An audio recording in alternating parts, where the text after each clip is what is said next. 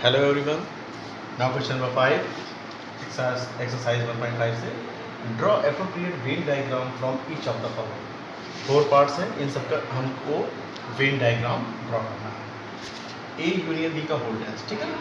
सबसे पहले Venn diagram draw करने के लिए हम एक रेक्टेंगुलर बॉक्स बनाएंगे और जो ये रेक्टेंगुलर बॉक्स होता है यहाँ पर U लिख देते हैं, जिससे क्या है ये पूरा का पूरा यूनिवर्सल सेट को रिप्रेजेंट करता है.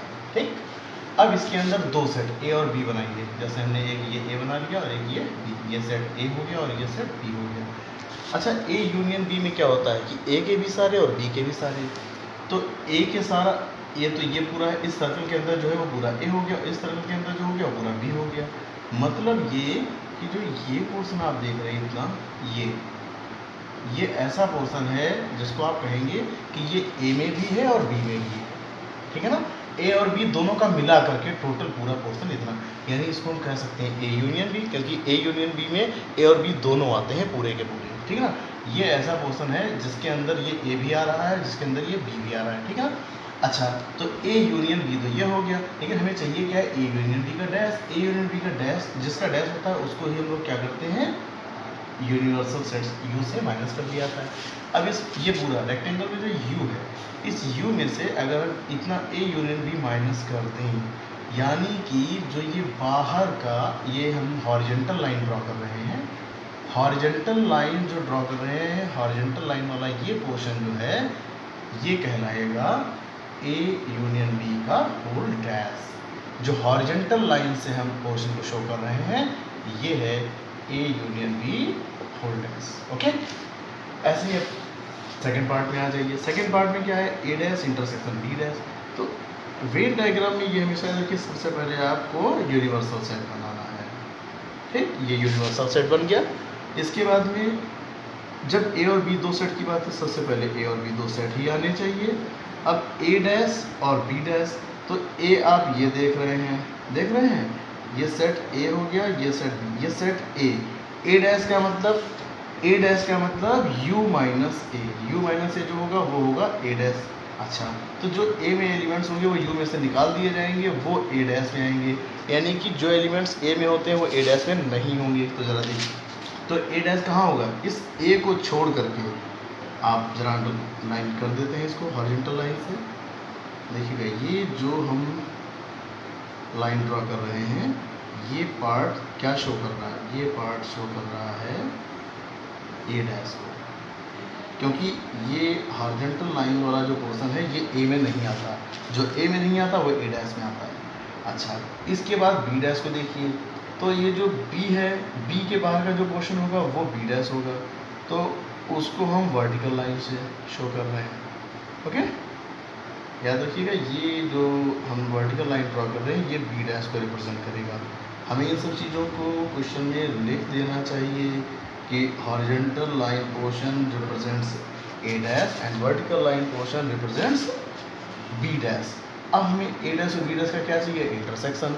तो जब ए डैश को शो कर रही हैं हॉरिजॉन्टल लाइंस, ठीक है ना, और बी डैश को शो कर रही हैं वर्टिकल लाइंस, तो हॉरिजॉन्टल और वर्टिकल का जो इंटरसेक्शन होगा वो होगा ए डैश बी डैश. मतलब जहाँ पर आपको ये दोनों लाइंस दिख रही हैं, आप देखिए इतने पोर्शन के अंदर मत आइए, इसके बाहर रहिए, तो आपको हॉरिजॉन्टल वर्टिकल दोनों दिख रही हैं. तो ये जो बाहर का पोर्शन दिख रहा है यही जो ये वाला ऐसा पोर्शन है, ये क्या है, A dash intersection B dash. Okay. अब आइए ए इंटरसेक्शन बी का होल डैश. एक मिनट. अच्छा देखिए, ए इंटरसेक्शन बी का होल डैश, फिर हमने यूनिवर्सल सेट बनाया. ठीक. अब इसमें ए बना दिया और बी बना दिया. अब हमें ए और बी का पहले क्या चाहिए, इंटरसेक्शन. तो ए और बी का इंटरसेक्शन क्या होगा, ये पोर्शन. सही है ना.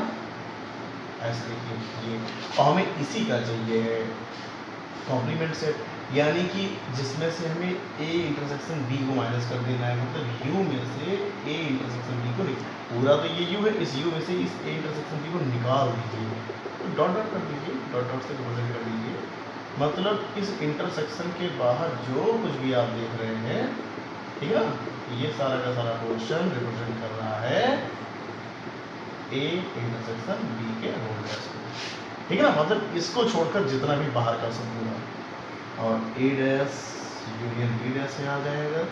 तो ए डैश हमने अभी इस वाले क्वेश्चन में जैसे मैंने बताया था, ए डैश के लिए ए के बाहर का पोर्शन हॉरिजॉन्टल लाइन से, बी डैश का मतलब बी के बाहर का पोर्शन वर्टिकल लाइन से।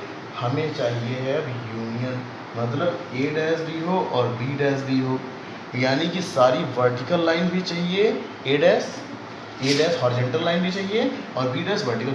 तो सारी हॉरिजॉन्टल और सारी वर्टिकल लाइन कहाँ कहाँ है, आप देखिए जो ये बीच का पोर्शन जो आप ये देख रहे हैं, सिर्फ यहाँ पर न तो हॉरिजॉन्टल है ना वर्टिकल है, और इसको छोड़ दें तो पूरे प्लेस में, पूरी यूनिवर्सल सेट में आपको हॉरिजॉन्टल या वर्टिकल मिल जरूर जाएंगी।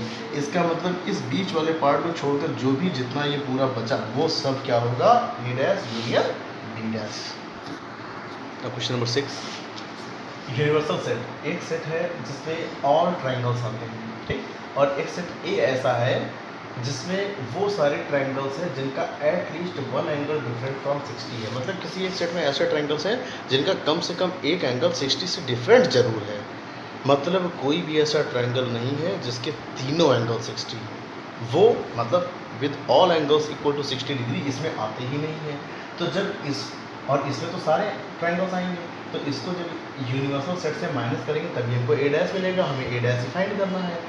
तो इसमें फिर बचेंगे कौन से ट्रायंगल्स, जिनके सारे एंगल 60 होंगे वही वाले बच जाएंगे। तो वही मैंने लिख दिया, X is a triangle with all angles equal to 60 degree, और ऑल एंगल 60 डिग्री है, इसलिए ए डैश क्या होगा, set of all equilateral triangles हैं अपने। फिल इन द ब्लैंक्स देखते हैं 7 number question, A union A dash. अब जैसे देखिए ये यूनिवर्सल सेट है, इसलिए ये सेट ए हो गया, और इसके बाहर का जो पोर्शन होगा वो ए डैश में आएगा, क्योंकि यू में से ए निकाल दो तो ए डैश बचा। अब ए और ए डैश का जब हम यूनियन लेंगे, ठीक है ना, तो ए और ए डैश दोनों मिल जाएंगे तो पूरा यूनिवर्सल सेट ही तो फिर से हो जाएगा। अब फाई डैश इंटरसेक्शन ए, तो देखिए फाई डैश का मतलब हो गया यू माइनस फाई, किसी का भी डैश मतलब यू में से माइनस। अब यूनिवर्सल सेट में से फाई का मतलब कुछ नहीं माइनस करोगे तो यू ही बच जाएगा, तो यानी हम फाई डैश को यू ले सकते हैं ना, तो यहाँ पर you intersection A, universal set पूरा, ठीक है ना, और ये सेट ए, इसके बीच इंटरसेक्शन लोगे तो कॉमन क्या, कॉमन में ए ही आएगा, ठीक है, इसलिए आ गया। अब ए और ए डैश का इंटरसेक्शन, जैसे ये सेट ए हो गया, इसके बाहर का पोर्शन ए डैश हो गया, तो इनमें कॉमन क्या, कॉमन कुछ भी नहीं होगा, जो ए में है वो ए डैश में नहीं, जो ए डैश में वो ए में नहीं है, तो वो फाई हो जाएगा।